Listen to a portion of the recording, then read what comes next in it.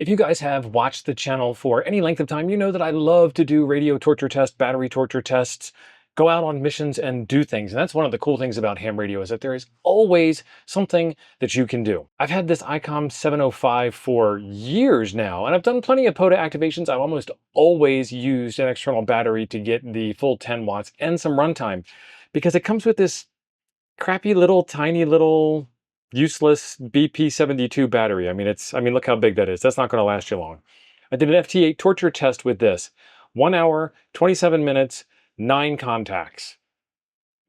Failed the POTA activation. Well, I mean, I would have if I was doing a POTA. Luckily, I was home testing and didn't waste all my time going out to a park to do something that wasn't going to be fruitful. I think I have a solution. I have a new battery here. This comes from Kevin W0AEZ. W0AEZ, W0 Alpha Echo Zulu. That sounds better. I like that. So if we take a look at these two batteries, this is the BP272 from ICOM, and this is Kevin's monster battery. Just look at the difference in size between those two. That's absolutely crazy. And it still fits on the 705. So I've got the WinCamp ARC 705 cage on this thing. I really love this cage. This is how this battery fits inside the cage onto the back of the 705.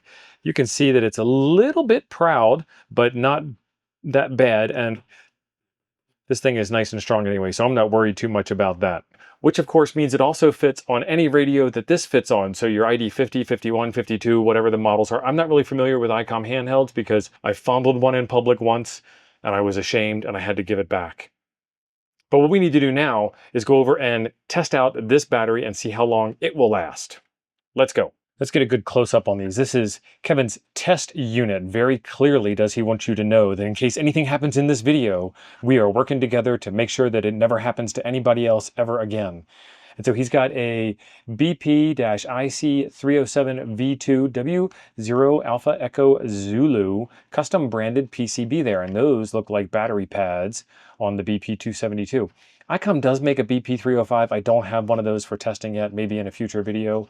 There is a USB-C port down here on the bottom for charging, and it has the release fingers on it like this does. It's a different design, but it gets the job done. And this one here actually seems like it's a little bit stronger.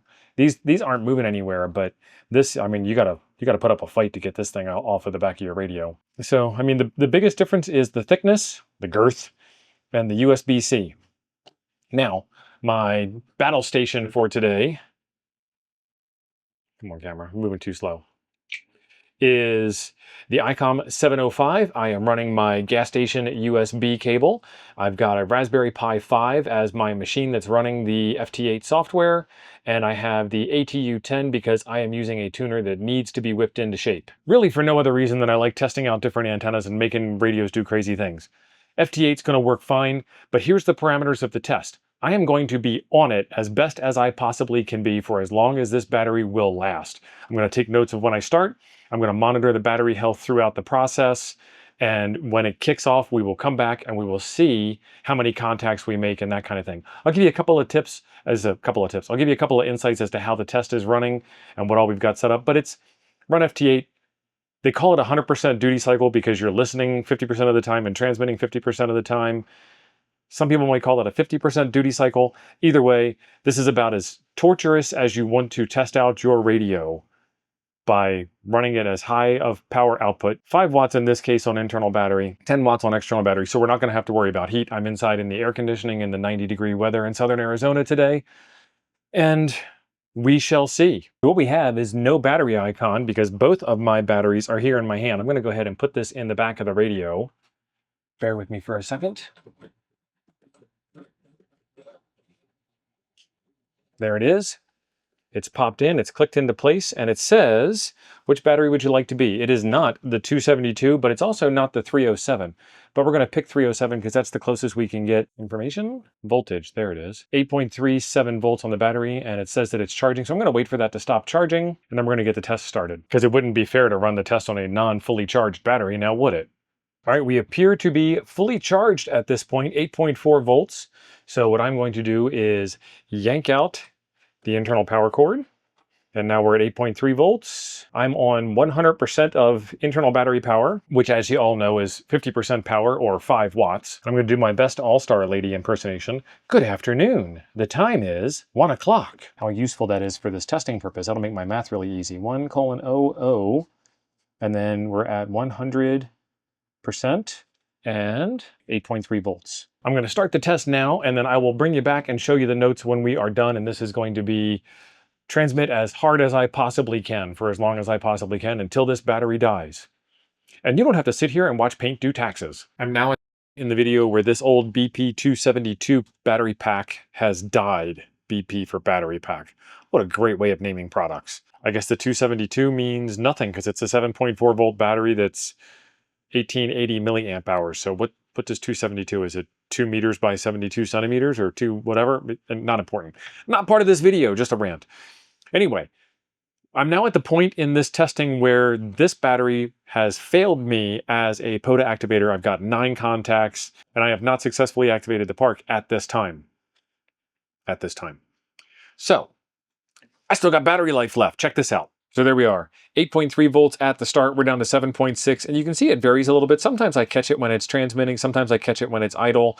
I've got my timer running over there to remind me to check every 10 minutes because this is so much fun doing this. You know, this is the 9 contact point right here, this line that I've drawn. So I've still got battery life left. I may still get this mission accomplished. The bands don't really seem to be cooperating all that much. There's not a whole lot of people that are on the air right now, and I actually have to pay attention to who I'm talking to. I've made more than 9 contacts, but 3 of them have been dupes so far, and right now nobody else is listening. And this is the point where I have the park activated. Check this out. We have 47 seconds remaining on our next over, so I'm just gonna wait until then. 3:05 on my notes. And come on, ring. There's the alarm. 7.3 volts, and this is activated.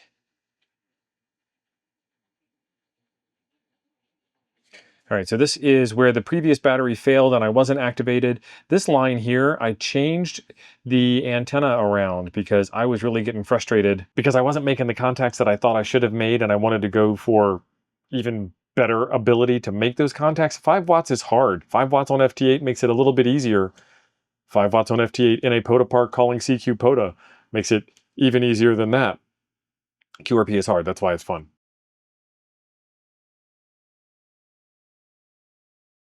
But we're at the 2-hour mark and I still have 2 bars of battery left. And it switched from 3 bars down to 2 bars at the 2-hour 45-minute mark. Actually, that's 1 to 2 is 1 hour 45-minute mark. So we're at the 2-hour 5-minute mark at 3:05. Math is hard on camera. I am going to keep running this test until the battery dies, and I will give you the report then. But again, the 272 didn't cut it, and this battery from Kevin is making it happen. So I'm already happier. This right here is the difference between getting your park activated and failing an activation. Now the question is, would I have already been done if this had been sideband at the park? Because I can do sideband faster than I can do FT8 at a park, but that comes down, I guess FT8 comes down to, you know, operator skill as well. So leave a comment down below. Let me know what you think about FT8 versus SSB. Not whether FT8 is killing ham radio or not. We all know that's 100% true. But which way would you be able to get the park activated faster with your current skill set? And if you can beat me on FT8 at a park, let's do that at Montesano during Huntsville Hamfest. That right there, that's how you know that battery is dead. I can't talk to the radio anymore. But what I need to do is I need to check my contacts. So this here is a real quick command line that'll tell me the unique contacts that I've made. And there they are. And now I need to count. So WC-L is word count. Give me just the lines for -L. So 16 contacts in 3 hours and 49 minutes. So let's take a look at the log. So we started off at 1 p.m. with 100% battery and 8.3 volts. We worked our way all the way down. About 7.2 volts is when I noticed that the battery gauge went from full 3 bars to 2 bars. And then we got the 10 contacts for activating the park. And then at 4:15, we went from 2 bars to 1 bars at 6.6 volts. And then at 4:45, what was that, a half an hour later? Yeah, 4:15 to 4:45. So a half an hour later, 6.2 volts, we went to red. And then at 4:49, dead. And the radio is off. So I got 16 unique contacts. Let's remove the unique marker from it. And let's see how many contacts I got. 27 total contacts in 3 hours and 49 minutes. And let's check the map. There is my coverage map. Let's refresh that again real quick. So not bad, mostly US, 5 watts on a QRP radio. I was heard in Hawaii. I was heard up in Alaska. I am down here in southern Arizona. I don't know if you guys can see that, but down there in southern Arizona. Some into, ooh, there we go, way over there, down into Brazil, down into Australia, minus 9 dB into Australia, 5 watts from Arizona. Wow. But mostly US, as you'd expect on QRP. So now it is time to take this battery and get it recharged. It's warm, but it's not hot, so that's not bad for running at full tilt for as long as I could. This is the IC307 test unit from my buddy Kevin W0 Alpha Echo Zulu.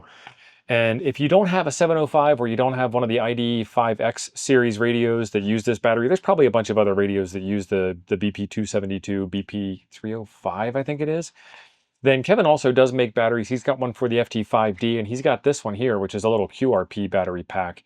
And I did a review on this battery a while back.